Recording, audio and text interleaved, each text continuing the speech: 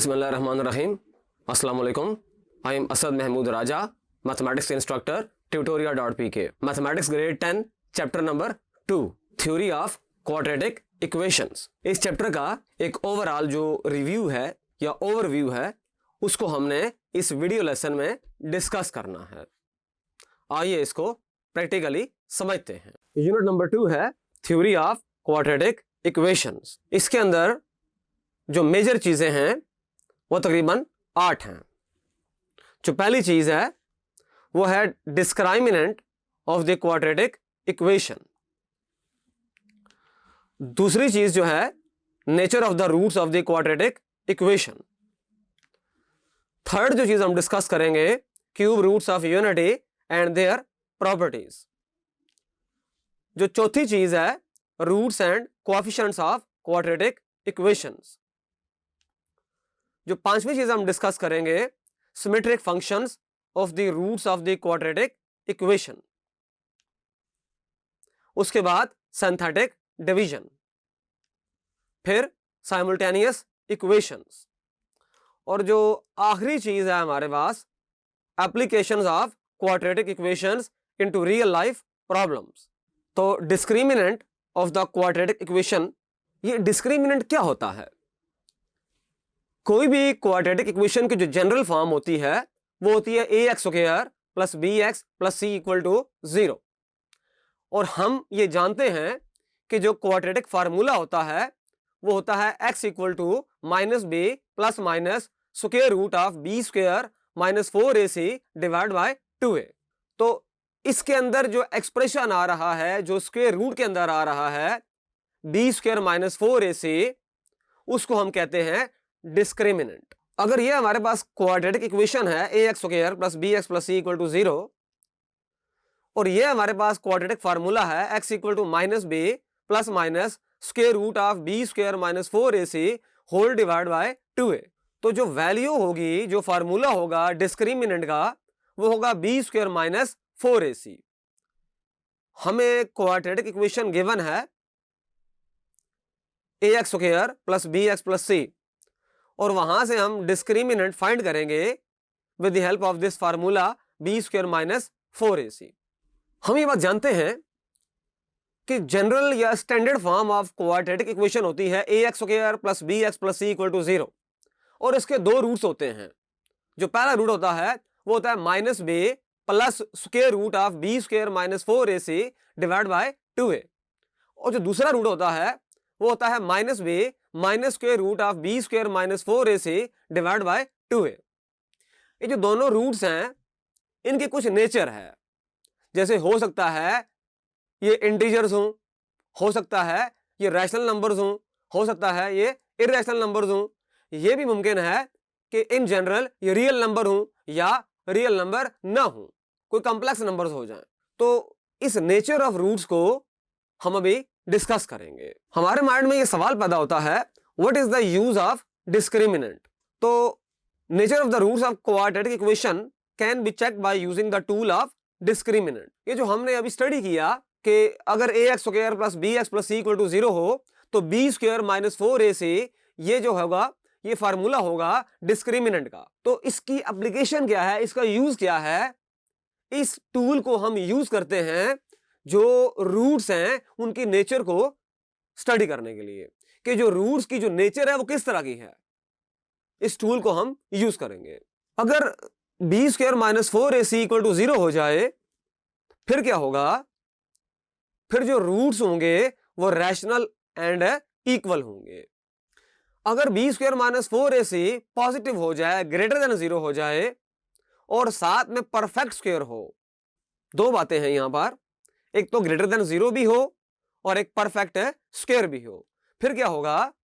Then the roots are rational and unequal. जो तीसरी चीज है इसके अंदर, if b square minus 4ac greater than 0 and not a perfect square. अब यहां पर भी दो बातें हमने माइंड में रखनी है, एक तो ग्रेटर देन 0 है, दूसरा परफेक्ट स्क्वायर नहीं है। फिर रिजल्ट क्या होगा? Then the roots are irrational and unequal. अब जो चौथा केस है उसके अंदर b square minus 4ac less than 0 है, यानी कि नेगेटिव वैल्यू आ जाए, फिर रूट्स की जो नेचर होगी वो इमेजिनरी होंगे, यानी उनमें आयोटा इन्वॉल्व हो जाएगा, रियल नहीं होंगे और अनइक्वल भी होंगे। दो बातें हैं, जब डिस्क्रिमिनेंट की वैल्यू नेगेटिव होगी तो रूट्स जो होंगे वो रियल नहीं होंगे बल्कि कॉम्प्लेक्स कॉन्जुगेट होंगे। Cube roots of unity and their properties. What are the cube roots of unity?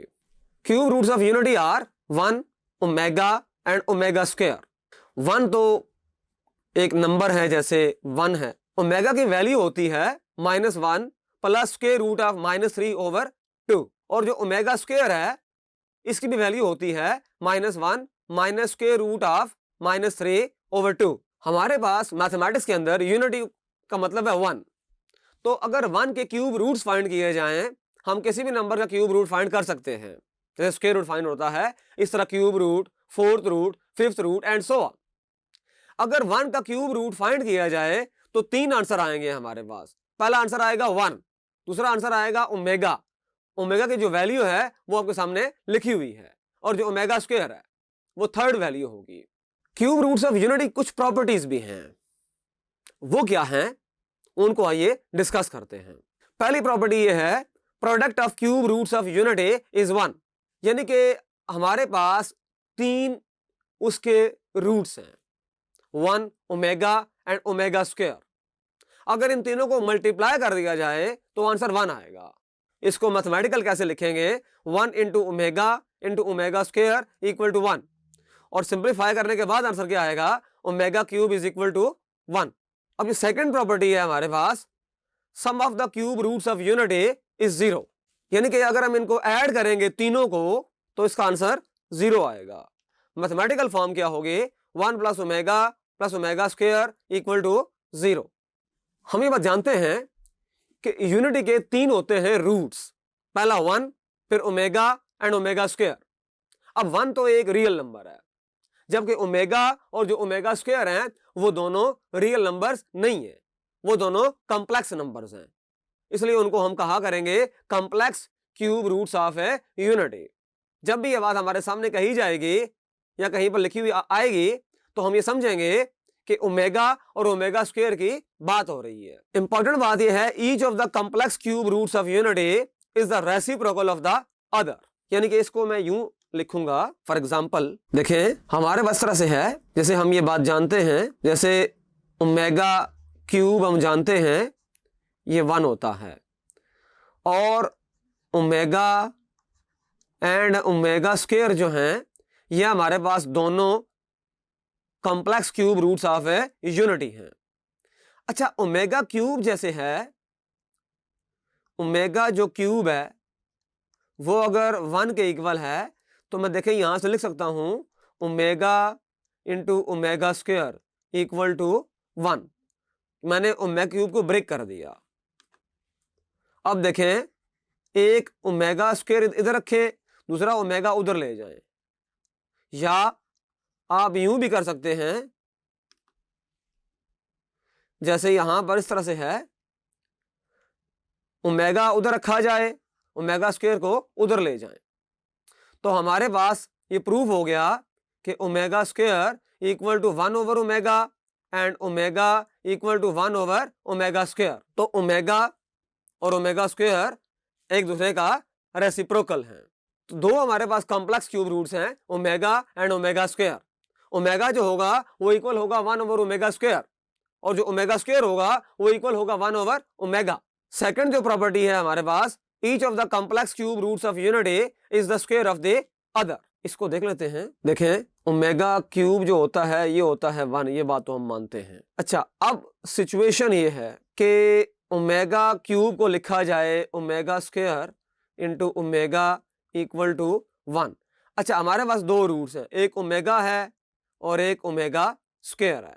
अगर मैं ओमेगा का स्क्वायर लूं तो ये आ जाएगा सीधा सीधा ओमेगा स्क्वायर आ गई, ये बात तो ट्रू हो गई। अच्छा, ओमेगा स्क्वायर का अगर स्क्वायर लूं फिर ये बनता है ओमेगा पावर 4। इसको ब्रेक कर दें, omega cube into omega. What is omega cube? 1 into omega, तो ये क्या आ गया? ओमेगा आ गया। इसका मतलब ये हुआ कि ओमेगा स्क्वायर का जो ही मैंने स्क्वायर लिया ओमेगा आ गया, और ओमेगा का स्क्वायर लिया वो तो है ही ओमेगा स्क्वायर, तो ये बात प्रूव हो गई। तो हमने ये बात प्रूव कर दी कि ओमेगा का स्क्वायर लिया जाए तो ओमेगा स्क्वायर आता है, जबकि ओमेगा स्क्वायर का स्क्वायर लिया जाए तो ओमेगा आता है। तो दोनों एक दूसरे का स्क्वायर है। अब हम एक इंपॉर्टेंट बात डिस्कस करेंगे, वो इस तरह से है कि जैसे हम ये बात जानते हैं, इक्वेशन है हमारे पास ax square plus bx plus c equal to 0। इसके दो रूट्स हैं और इसके अंदर तीन कोएफिशिएंट्स हैं। दो रूट्स हैं, कोई से भी दो रूट्स, उनको नाम अगर दे दिया जाए, इससे पहले को कह दिया जाए अल्फा, दूसरा हो जाए बीटा। अब ax square plus bx plus c के अंदर इक्वल टू 0 के अंदर तीन कोएफिशिएंट्स हैं। एक है small a, small b, small c। अब इनके दरमियान में जो रिलेशनशिप है उसको हम डिस्कस करेंगे। If ax square plus bx plus c equal to 0 is any quadratic equation, then there are two roots of the above equation are alpha and beta. Alpha क्या है basically? Minus B plus minus root B square minus 4ac divide by 2a। और beta क्या है? ये रहा beta. वजह क्या है इसकी? वजह डिस्कस कर लेते हैं। देखिए, हम ये बात जानते हैं, हमें ये बात पता है, x हमारे पास होता है minus B plus minus root B square minus 4ac divide by 2a। तो यहां से दो रूट डेवलप होते हैं, एक होता है प्लस वाला तो वो उधर चला गया, दूसरा है माइनस वाला, वो इधर आ गया। तो एक को नाम हमने दे दिया अल्फा, दूसरे को दे दिया बीटा। तो हम ये बात जानते हैं, अगर a हमारे पास कोएफिशिएंट ऑफ x स्क्वायर है तो b हमारे पास कोएफिशिएंट ऑफ x है, और जो c है ये कांस्टेंट टर्म है। तो सम ऑफ द रूट्स क्या होगा? अब हमने रूट्स को ऐड करना है, अल्फा प्लस बीटा होगा। तो इनकी आपस में जो रिलेशनशिप का फार्मूला है, alpha plus beta equal to minus B over a, यानी कि हम ये कह सकते हैं alpha plus beta equal to minus time of coefficient of x over coefficient of x square. इस तरह जो प्रोडक्ट ऑफ द रूट्स है वो p है, वो है अल्फा बीटा, दोनों को मल्टीप्लाई करेंगे तो ये क्या बनेगा? Alpha beta equal to c over a। यह आ जाएगा constant term over coefficient of x square, क्योंकि c जो है वो कांस्टेंट टर्म है। एग्जांपल देखते हैं इसकी। देखें, 3x स्क्वायर माइनस 5x प्लस 7 इक्वल टू 0। ये हमारे पास एक क्वाड्रेटिक इक्वेशन है। Find the sum and product of the roots for the given equation. ये बड़ा सिंपल है। कंपेयर करें इसको ax square plus bx plus c के साथ, तो a की वैल्यू हो जाएगी 3, b की वैल्यू हो जाएगी -5, c की वैल्यू हो जाएगी 7। सम ऑफ द रूट्स क्या आएगा? Minus B over a। Put कर दें, अल्फा प्लस बीटा आ जाएगा 5 ओवर 3। अब हमने क्या निकालना है? Product of the roots alpha beta, वो हम जानते हैं c ओवर a होता है। तो ये क्या आ जाएगा? देखें, alpha beta equal to 7 over 3। तो प्रोडक्ट ऑफ रूट्स क्या आ गया? 7 ओवर 3। ये बिल्कुल सिंपल है। अब हम स्टडी करेंगे symmetric functions of the roots of the quadratic equation. Symmetric function क्या होता है? Functions of the roots alpha and beta of the quadratic equation ax square plus bx plus c equal to 0 are those functions in which the expressions remain unaltered when roots are interchanged। हमारे पास कोई एक function हो, for example उसके अंदर दो variables आ जाएं alpha and beta.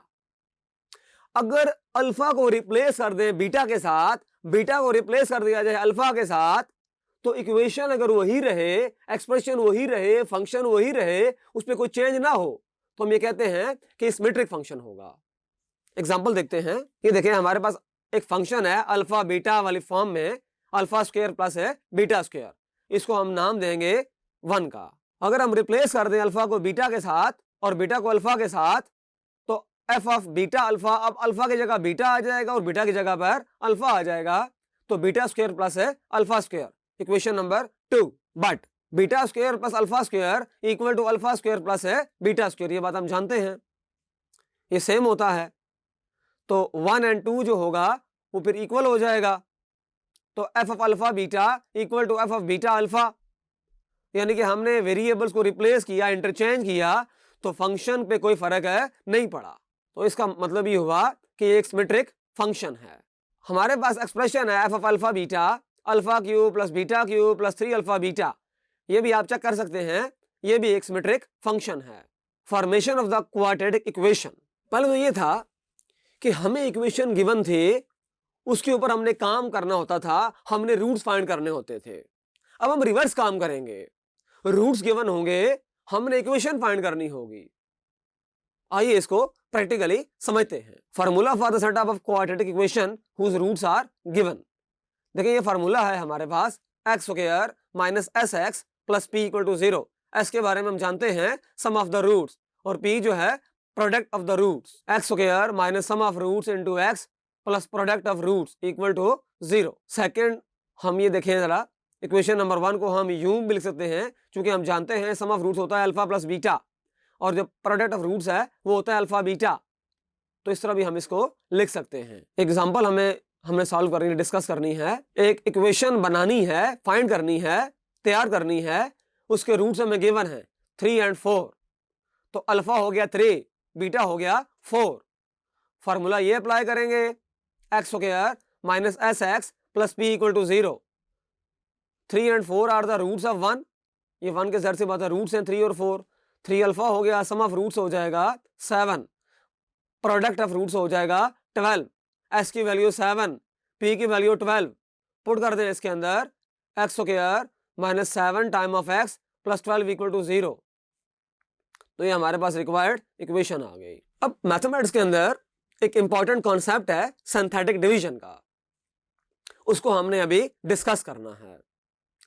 Basically ये long division को शॉर्ट बनाने का मेथड है। आइए इसको डिफाइन करते हैं। Synthetic division is the process of finding the quotient and remainder when a polynomial is divided by a linear polynomial. हमें दो पॉलिनोमियल गिवन होंगी, तो हमने उनको आपस में डिवाइड करना होगा। अगर p ऑफ x वाला जो पॉलिनोमियल एक्सप्रेशन है वो हमें गिवन हो, और ये कहा जाए कि उसको linear polynomial x plus a से डिवाइड करें, तो हम पुट किया करेंगे x equal to minus a, और अगर x माइनस a होगा तो पुट करेंगे x प्लस a। ये बेसिकली शॉर्टकट है लॉन्ग डिवीजन मेथड का। एग्जांपल सॉल्व करते हैं इसके लिए। ये देखिए, ये हमारे पास एक्सप्रेशन दिया हुआ है 5x power 4 plus x cube minus 3x divided by x minus 2। इसको हमने सिंथेटिक डिवीजन से सॉल्व करना है। ये हमारे पास देखिए लिखा हुआ है 5x power 4 plus 1x cube plus 0x square minus 3x power 1 plus 0x। जो कोफिशिएंट्स हैं वो लिख लेते हैं, 5 1 0 माइनस 3 0। और यहाँ पर इस तरह से होगा कि हम एक लाइन लगाएंगे, यहाँ पर ऊपर भी एक छोटी सी लाइन लगा देंगे, और यहाँ पर ये क्रॉस लगाएंगे, और यहाँ पर एक लाइन लगा देंगे। अब देखिए x माइनस 2 है, तो x इक्वल टू 2 आ जाएगा।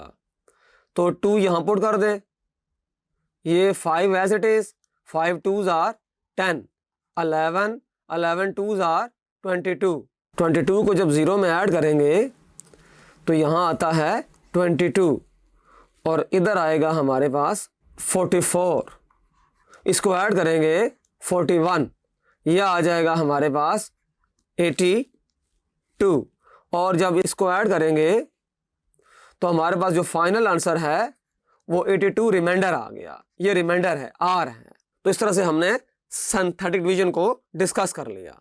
Simultaneous equations. A system of equations having a common solution is called a system of simultaneous equations. Example 1 है, जैसे ये है 3x plus y equal to 4, 3x square plus y square equal to 52। पहली जो equation है वो linear है, दूसरी जो है वो क्वाड्रेटिक है। एग्जाम्पल नंबर 2 है x square plus y square equal to 7, 2x square plus 3y square equal to 18। दोनों जो हैं वो क्वाड्रेटिक हैं। सोल्यूशन सेट क्या होता है? The set of all the ordered pairs x comma y which satisfies the system of equations is called the solution set of the system. Applications हैं real life problems में। 3 less than a certain number multiplied by 9 less than twice the number is 104. Find the number. सवाल बड़ा simple सा है, इसको mathematics के language में लिखा जाए तो इस तरह से होगा। Let the required number is x। जो नंबर हमने फाइंड करना है उसको x रख लेते हैं। अब हमें गिवन है 3 लेस देन द नंबर, यानी कि x में से 3 को माइनस कर दें, x minus 3। 9 less than twice the number, यानी कि 2x माइनस 9। गिवन कंडीशन के मुताबिक क्या है, इन दोनों को मल्टीप्लाई किया जाए तो 104 आता है। तो ये बनती है हमारे पास एक इक्वेशन। सिंप्लीफाई किया जाए अगर इसको तो कुछ यूं आता है, 2x square minus 15x plus 27 minus 104 equal to 0। 2x square minus 22x plus 7x minus 77, तो ये देखें इक्वल टू 0 आ गया। तो इस तरह से हमारे पास सॉल्यूशन सेट आ गया। दो नंबर्स आए, -7/2 एंड 11। मुझे यकीन है कि आपको चैप्टर नंबर 2 का जो एक ओवरऑल जो एक व्यू है, जो स्ट्रक्चर है, जो लेआउट है, वो आपको समझ आ गई है। इस वीडियो लेसन में सिर्फ इसका ओवरव्यू हमने डिस्कस किया है। मिलते हैं इंशाल्लाह नेक्स्ट वीडियो में। मेरा नाम असद राजा है, mathematics instructor, tutoria.pk। Thank you.